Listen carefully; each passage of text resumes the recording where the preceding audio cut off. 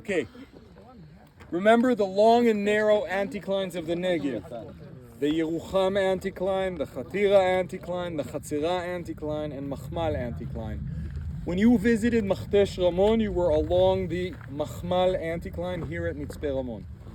Today, leaving Beersheba, we drove south all the way to Mashabei Sadeh, and then along Darb El Charuba, went up and down again, and got to the area of Sde Boker, and drove around to Avdat in the Avdat Plateau. And then we drove back, and between two anticlines, took this road, between these two anticlines, all the way to Dimona, took a right turn at Dimona. Mamshit isn't on this map, but it's located right here. We left Mamshit, back to the road, crossed along here, and took 227 all the way to the peak of this anticline, and then took the dirt road along here all the way to the edge of the small Makhtesh. That's where we are right now. And we're looking basically east. We can see the opening of the Makhtesh right over there. And over the opening of the Makhtesh, what you're actually looking at are the southern pools of the Dead Sea, which you visited, right? Right. Okay. Many months ago. So that's where we are. First These trip. are the anticlines. Yeah. Question? No? Okay, good. Now, so that gives us an idea of where we are in the Negev. First of all, we need to remember that we're at the top of the anticline right now, and that we're basically looking to the east. Now, I want to use this opportunity and kind of do an all-around view and point out a few things. So, if I go from the opening, the wadi, the drainage system that drains the Makhtesh is called Nachal Chatzera. And I want to talk about the Hebrew name and the Arabic name. Wadi Chsera is the original name of this wadi, and we think, what's Chasira or Chsera? Chasira, it's the carpet. The carpet. Yes, right, carpet, right. Or a rug. Bedouin carpet. And what the Bedouins saw when they looked up at these cliffs, they saw the horizontal lines of the sedimentary layers and the vertical lines of the cracks, and those two together create the same weaving pattern that you would expect to see on a rug. So for them, Wadi Chasera, and the names committee simply took the sound and invented a word, Chatzera. It's not a word that has any other meaning other than sounding like the original name. Later on, we're going to go to Makhtesh Gadol or Makhtesh Yerucham, originally named Wadi Chdera, which means The green. green wadi. And in fact, Makhtesh Gadol, Makhtesh Yerucham, for some reason which I don't know how to explain, gets greener than all the other Makhteshim and all the other wadis in this area in the winter. So it's the green wadi. And the names committee, again, took just the sound Chdera and turned it into Chatira. That's where the names come from. We're on the Chatzira anticline. The Makhtesh hakatan is what we're looking at. And if you look out through the opening, the southern pools of the Dead Sea, I'm going along the cliffs to the left until the cliffs suddenly get hidden by a slope. See that brown slope over there? Yes. Some sort of rubble or collapse or slope. And along it, on the left side of it, you can actually see a jeep road going vertically down and up. See that? Yes. So that's the Ma'ale Chatzera. It's not really a jeep trail. They buried a pipeline that goes down. It's a bulldozer road. And right next to it, to the right, it's not visible, but there's an ancient trail that goes down into the Makhtesh using that slope as opposed to falling down the cliff. Even though it's a very steep slope, it's better than the vertical cliff, and that's where that ancient road comes from. If you drove 25 all the way to Sdom, you passed Meitzad Tamar.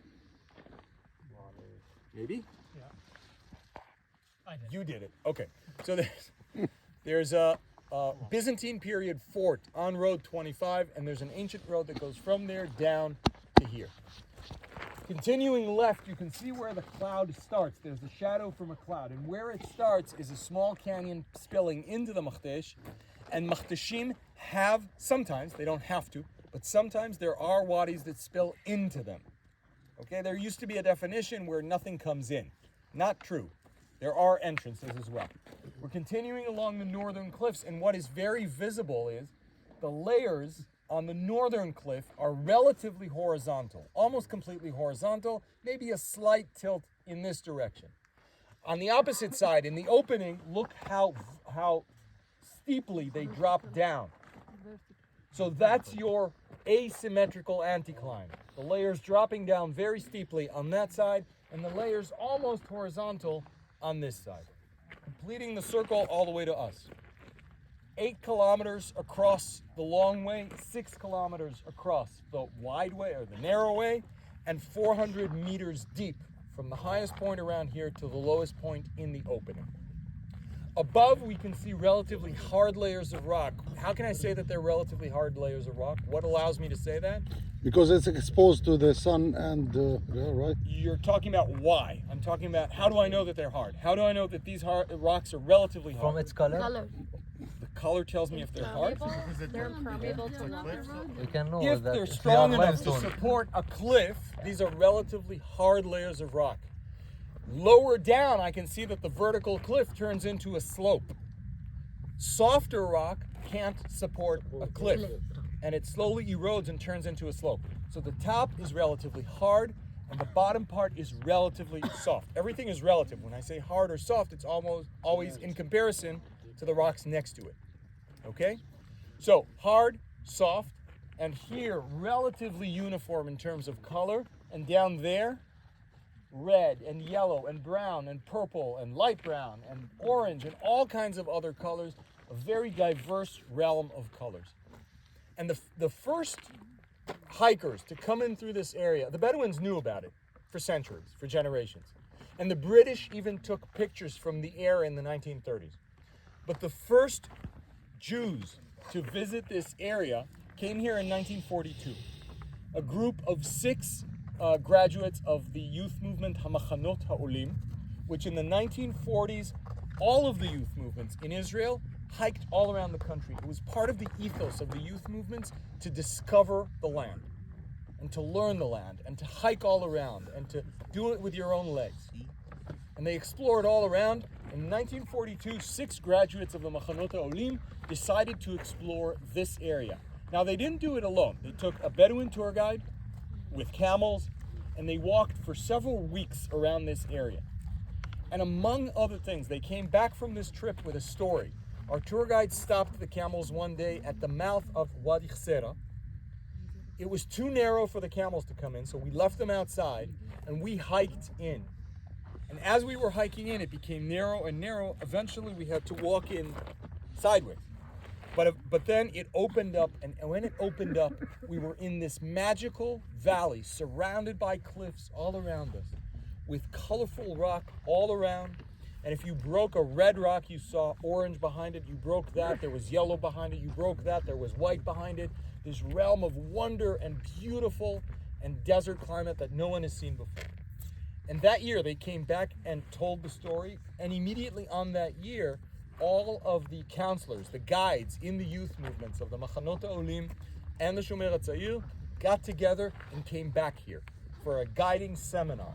And from that year, that's the year that we mark as the discovery of the Makhteshim to the Zionist youth movements in Israel. And the reason I say it that way is, again, the Bedouins knew about it. They walked around with their herds here for generations. And the British, like I said before, took pictures from the air back in the 1930s. They knew about this phenomena. They didn't explore it. They didn't research it too much. But the discoveries in terms of Jewish explorers and Jewish hikers and Jewish youth movements was in 1942.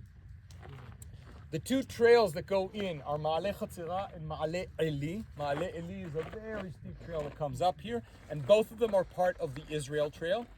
And you can do them in one day from there to the opening and over, or split them up into 2. There's also vehicle access to the mouth over there. It's kind of a rough road, but you can get there. Very rough road. Yeah, depending on the year. But Ma'ale Eli is named after Eli Ben Tzvi, the son of Rachel and Yitzchak Ben Tzvi. He died in 1946 when he defended Bet Keshet. But before that, in 1945, him and his friends hiked in this area, and he fell and got injured pretty badly, and his friends pulled him up along this trail all the way to the road, and they were able to get him to medical attention, and he was okay. But after he died, this was named after him. So we talked about the discovery of the Makhtesh, and again, who exactly discovered it to who. We talked a little bit about the landscape, and now all we have to do is describe how a Makhtesh is formed. And I know you already did that in Makhtesh Ramon, and you went to the visitor center in Makhtesh Ramon, and there are different methods of doing it. And what I want to do this time is use cartoons.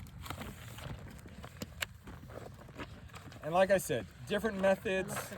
Cartoons are good, I think. Yeah, all right.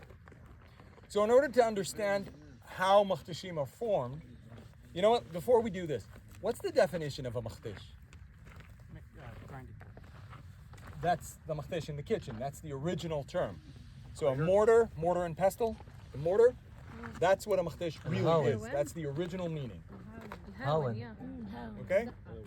In Arabic, Hawan. So that's the term that was adopted. It was used by those first counselors in 1942, and later on it became the geological term. But what's the geological definition of a Makhtesh? Crater. You need to know this by heart. It's not a crater, and that's the point I'm trying to make. Erosion, something. So are we all ready? Ready to write this down? Yes. Okay. So it's an erosion valley at the top of an asymmetrical anticline. Okay, let's try that again. Erosion valley on Peak and the peak of the Asymmetrical asymmetrical what? anticline. Anticline. Because it is. 2050 All of the Makhteshim are an نخلص asymmetrical anticline. So, valley, do I need to explain? No. Erosion simply describes the mechanism that created it, and as opposed to a meteor crater that's created by a meteor, or the collapse or explosion of a volcano, which might create the same shape, or even the collapse of a karstic system, which might also create bowls like this, an erosion valley is created by erosion. So it's an erosion valley at the peak. If you look around you, we are at the highest point of the Chatzira anticline.